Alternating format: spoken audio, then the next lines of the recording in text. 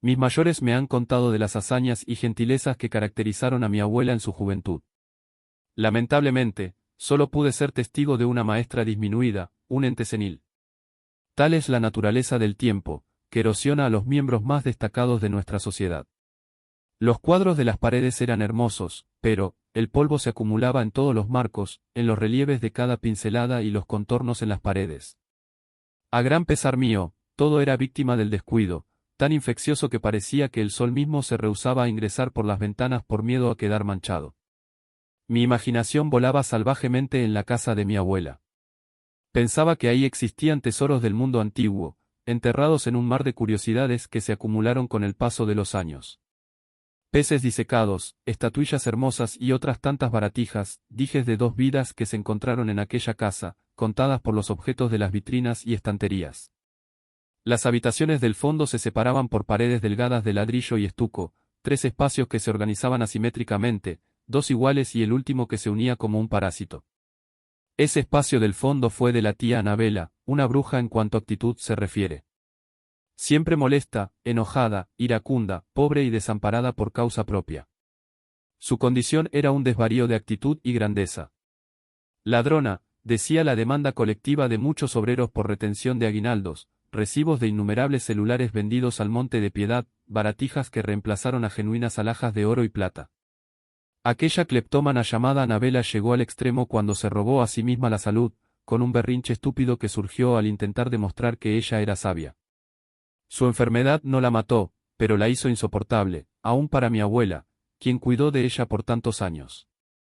La despedida de Anabela es mejor omitir. Cada familia tiene derecho a sus secretos. Anabela ya no se encontraba, dejando una herencia de violencia y riñas que ejerció sobre toda la familia. A su partida, se hizo evidente el vacío de su presencia. A nosotros nos trajo paz. A mi abuela, soledad.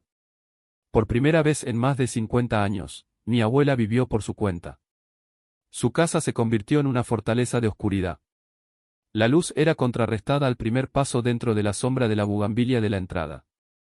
Mi madre tomó el compromiso de cuidar de ella.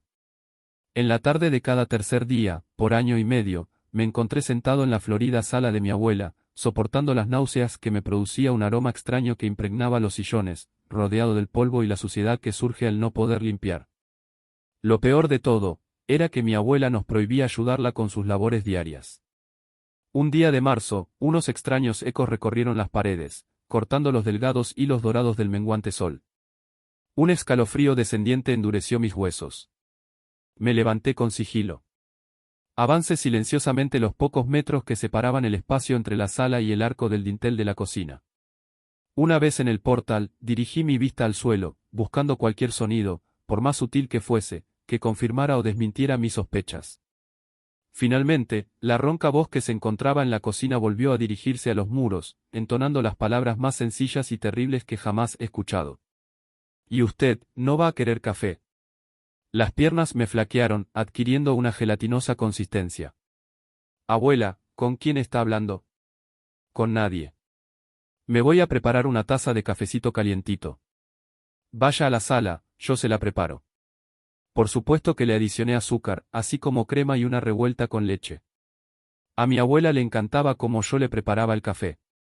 No solo era por el sabor, sino mi pequeña y acertada sabiduría la que me impulsaba a complacer a la estimada señora. Ella moriría pronto, sin importar cuánta azúcar hubiera en la taza. Con cada vuelta que le daba la cuchara, una nueva idea surgía. ¿Acaso había sido sordo y estúpido al escucharla hablando sola en la cocina?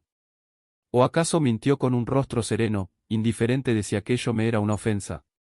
Cada visita, intenté obtener nuevas pistas, atento al comportamiento de mi abuela, esperando encontrar alguna otra anomalía que me diera la respuesta más macabra de todas. ¿Con quién estaba hablando ella en la cocina? Cuando su cuerpo se debilitó, no fue posible comenzar el proceso de limpieza de su casa. Una tarde, muy centrado en mi labor, logré romper la cadencia del barrido al escuchar nuevamente la débil voz. Estaba parloteando en su habitación. No era necesario actuar como un furtivo a ese punto, así que paré mi oído, y escuché una conversación que fluía a una sola dirección. Aún se quedarán un rato más, se irán al anochecer.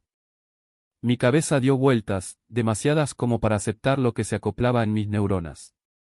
Había sido una mentira. Una farsa deliberada y metódica. Mi señora abuela realmente conversaba con alguien, y de manera muy deliberada negó hacerlo. No deseaba que los demás conociéramos su amistad secreta. Pero, ¿y si quizá hablaba sola? Así como la luz, el calor también rehuía del recinto.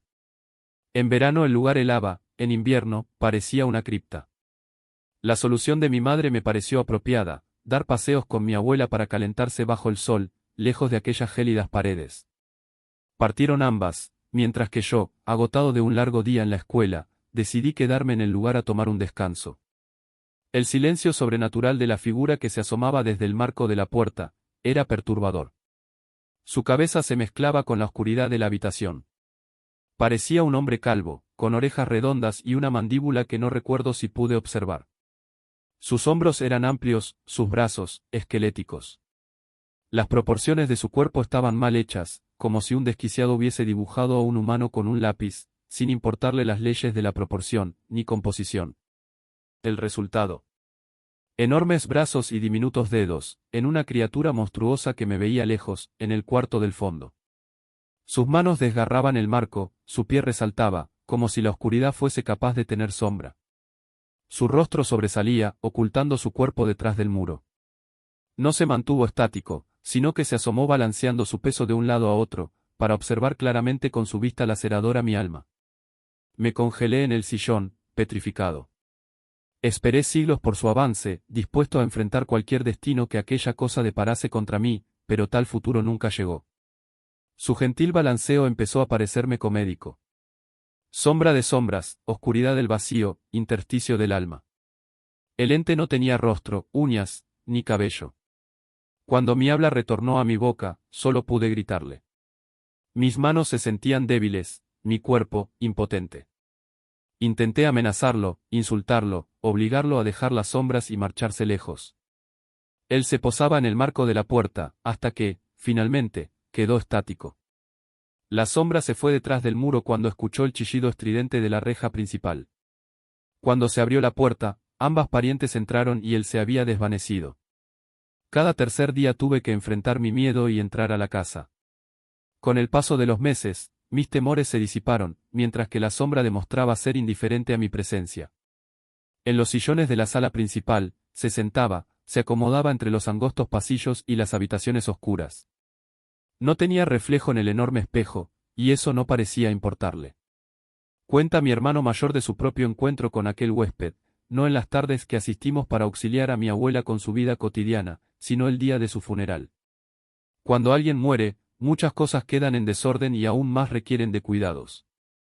Se quedó en la casa de la abuela esa noche para apoyar al arreglo de los papeles pertinentes de un fallecido. Durmió sintiéndose observado, hasta que, al despertar, notó el respiro de algo que se encontraba cercano a su nuca. No volteó, simplemente permaneció quieto, hasta que la noche envolvió su mente y pudo dormir.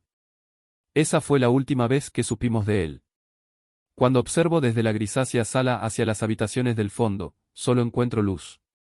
Hilos gruesos de un poderoso sol, acompañado de la nitidez del sonido que viaja puro por el aire. Nunca dejen en la soledad a las personas. Nunca inviten entes a su hogar. Algunos son invitados por fines malévolos, mientras que otros se ven atraídos por la soledad. Solo temo que el compañero secreto de mi abuela la siga acompañando hoy en día, 7 años después de haberla despedido.